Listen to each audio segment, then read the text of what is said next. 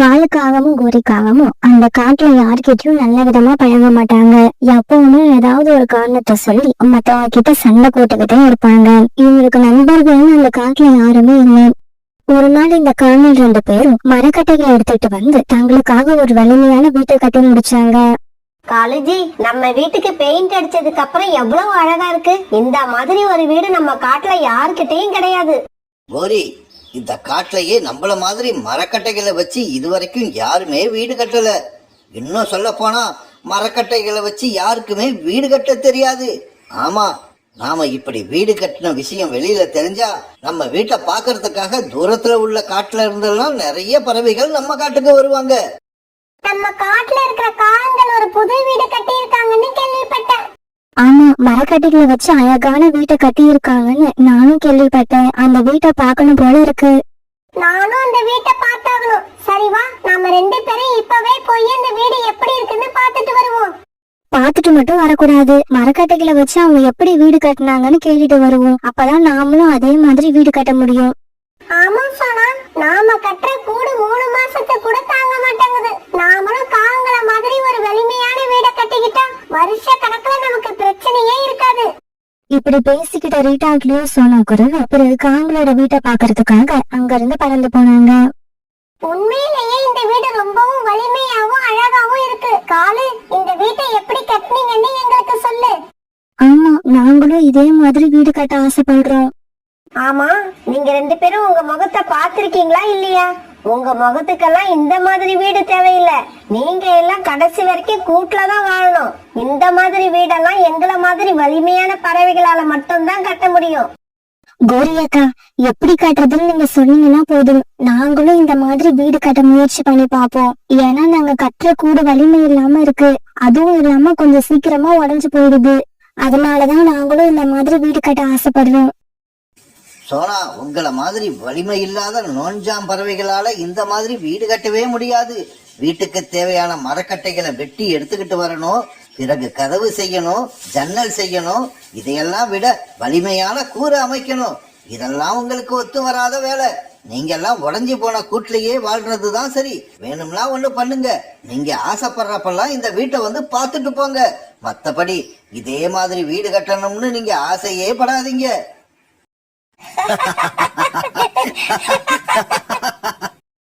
காலு, கோரி, ரொம்ப ஆணவமா சிரிக்காதீங்க. ஆணவமா இருந்தவங்க எல்லாம் நல்லா வாழ்ந்ததா சரித்திரமே கிடையாது. காலம்மா, நீங்க வேணா பாருங்க. ஒரு நாள் இல்ல ஒரு நாள் இதே மாதிரி வீடு கட்டி நாங்களும் அந்த வீட்டுல குடியிருப்போம். நீங்க சொல்லலாம் இந்த மாதிரி வீடு எப்படி கட்டணும்னு எங்களால கத்துக்கவே முடியாதா? எப்படியாவது நாங்களும் இந்த மாதிரி வலிமையான வீட்டை கட்டியே தீருவோம். இப்படி சொன்ன ரீட்டாங்கிலையும் சோனா குருவியும் பிறகு அங்க இருந்து பறந்து போனாங்க. போங்க போங்க, இந்த மாதிரி ஒரு அழகான வலிமையான வீட்டை உங்களால கனவுல மட்டும்தான் கட்ட முடியும். பிறகு ஒரு நாள் புறா, சோனா குருவி, ரீட்டாக்கிளி இவங்க 3 பேரும் சந்திச்சாங்க. சோனா, எனக்கு தெரிஞ்ச பக்கத்து காட்டுல ஒரு வயதான பறவை நம்ம காகங்கள் கட்டி இருக்க மாதிரியே மரத்தாலான வீடு கட்டி இருக்காங்க. நாம அவங்கள போய் சந்திச்சு இந்த மாதிரி வீடு எப்படி கட்டுறதுன்னு அவங்க கிட்ட கேட்டு தெரிஞ்சுப்போம். ஆமா, இந்த காகங்கள் கிட்ட இனிமே நம்ம எந்த உதவியும் கேட்க கூடாது. அவங்களுக்கு ஏற்கனவே கர்வம் அதிகம். இப்ப புதுசா வீடு கட்டின உடனே கர்வம் அவங்க தலைக்கு மேல ஏறிடுச்சு. நாம 3 பேரும் மரத்தாலான வீட்டை கட்டி அதுல வாழணும். அந்த காங்களுடைய கர்வத்தை மண்ணோட மண்ணாக்கணும். எனக்கு இன்னும் இந்த காட்டுல இருக்கவே பிடிக்கல. பேசாம பக்கத்து காட்டுக்கு போய் வீடு கட்டுறது எப்படின்னு தெரிஞ்சுக்கிட்டு அங்கேயே நம்ம 3 பேரும் வீடு கட்டலாம். அதுவும் நல்ல ஐடியா தான். நாம 3 பேரு இங்க குடியிருக்கிறதாலதான் அந்த காகங்கள் எது செஞ்சாலும் நம்ம கிட்ட வந்து ரொம்ப அலட்டிக்கிறாங்க. இந்த காட்டுல அவங்கள தனியா வாழ விட்டாதான் நம்மளோட அருமை அவங்களுக்கு தெரியும். சரி, பேசிக்கிட்டே இருக்க வேண்டாம். சீக்கிரம் நீங்க 2 பேரும் வீட்டுக்கு போய் நமக்கு தேவையான பொருட்களை மட்டும் எடுத்துக்கிட்டு இதே இடத்துக்கு வந்துருங்க. நானும் இங்கேயே வந்துடுறேன். பிறகு நாம 3 பேரும் பக்கத்து காட்டுக்கு போகலாம். இப்படி பேசிக்கிட்ட நண்பர்கள் 3 பேரும் பிறகு தங்களுடைய வீடுகளுக்கு பறந்து போனாங்க. இப்படி போனவங்க சீக்கிரமாவே தங்களுக்கு தேவையான பொருட்களை கட்டி எடுத்துக்கிட்டு அந்த இடத்துக்கு திரும்பி வந்துட்டாங்க. இப்படி வந்தவங்க பிறகு அந்த வயதான பறவை இருக்கிற காட்டை நோக்கி பறக்க ஆரம்பிச்சாங்க. வழியில எங்கேயும் ஓய்வெடுக்காம பறந்து வந்ததால இவங்க சீக்கிரமாவே அந்த காட்டுக்கு வந்து சேர்ந்துட்டாங்க. மைனா சகோதரி, இந்த காட்டுல ஒரு வயதான பறவை வாழ்றாங்கல்ல, அவங்க வீடு எங்க இருக்கு? நீங்க யார பத்தி கேக்குறீங்க? மரத்தாலான வீடு கட்டி இருக்காங்களே அந்த பாட்டிய பத்தி கேக்குறீங்களா? ஆமா ஆமா, அவங்களேதான். அவங்கள பார்க்க தான் நாங்க வந்திருக்கோம்.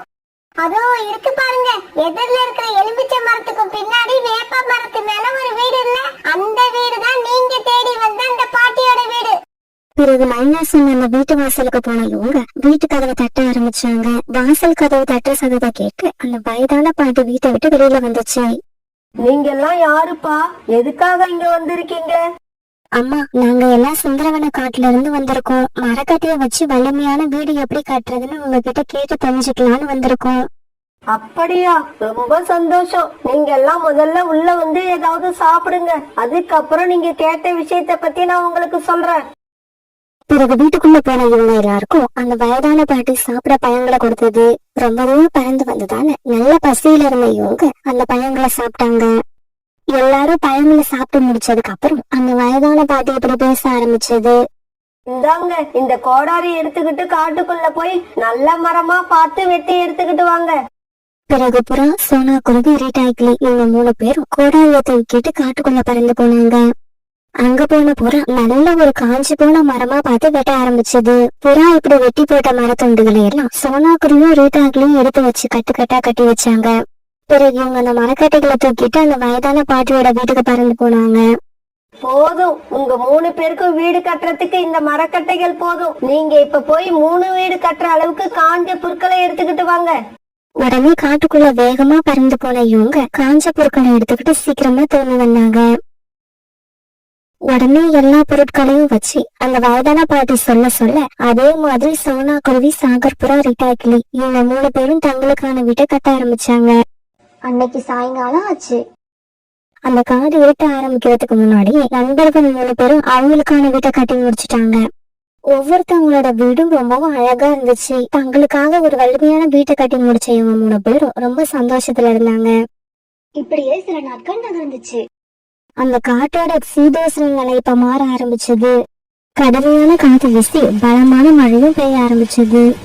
சுந்தரவன காட்டுல காங்கள் குடியிருந்த வீடு வெளியில பாக்கிறதுக்கு தான் அழகா இருந்துச்சு, தவிர அவ்வளவு வலிமையானதா இல்ல. இதனால தொடர்ந்து பெய்ஞ்ச மழையில வலிமை இழந்த அந்த வீடு கீழே விழுந்து உடைச்சு போயிடுச்சு. காலேஜி, நம்ம கட்டின இந்த வீடு பாக்கிறதுக்கு தான் அழகா இருந்துச்சு போல இருக்கு.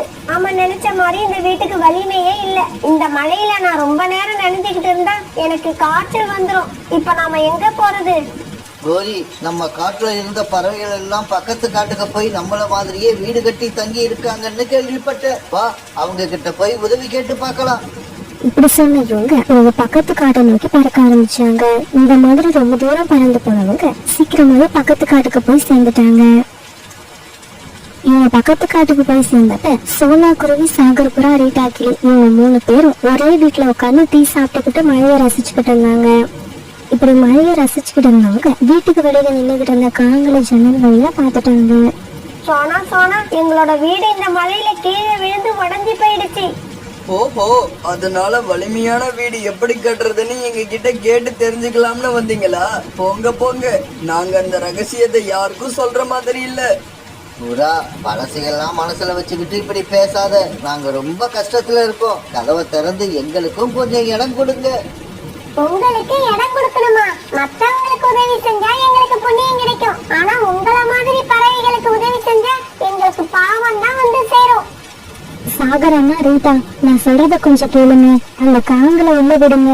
அவங்க நடந்துகிட்ட மாதிரியே நாமளும் இப்ப நடந்துகிட்டா அவங்க திரும்புறதுக்கு சந்தர்ப்பம் கிடைக்காமலேயே போயிடும். பிறகு ரீட்டாக்கிளி கதவை திறந்து விட காங்கள் 2 பேரும் வீட்டுக்குள்ள வந்தாங்க. சோனா குருவி காங்கள் சாப்பிடறதுக்கு கொஞ்சம் தானியங்களை எடுத்து கொடுத்துச்சு. சோனா குருவி கொடுத்த தானியங்களை சாப்பிட்டு முடிச்ச காங்களோட கண் திறந்து கண்ணீர் வந்துச்சு. சோனா, சாகர், ரீட்டா, நீங்க 3 பேரும் எங்களை மன்னிச்சிருங்க. நானும் என்னோட கணவரும் உங்ககிட்ட ரொம்பவும் கேவலமா நடந்துகிட்டோம். இருந்தாலும் நீங்க எங்களுக்கு இடம் கொடுத்து உதவி இருக்கீங்க. இதை நாங்க உயிருள்ள வரைக்கும் மறக்கவே மாட்டோம். அது மட்டும் இல்ல, இதுக்கப்புறம் உங்ககிட்ட நடந்துகிட்ட மாதிரி வேற யாருக்கிட்டையும் நடந்துக்க மாட்டோம். நமக்கு கஷ்டம் கொடுத்தவங்களுக்கு கூட நாம உதவி செய்யணுங்கிறத இனிமே நாங்களும் ஃபாலோ பண்ணுவோம். பிறகு அன்னைக்கு ராத்திரி எல்லாரும் ரொம்ப சந்தோஷமா அந்த வீட்லயே படுத்து தூங்க ஆரம்பிச்சாங்க.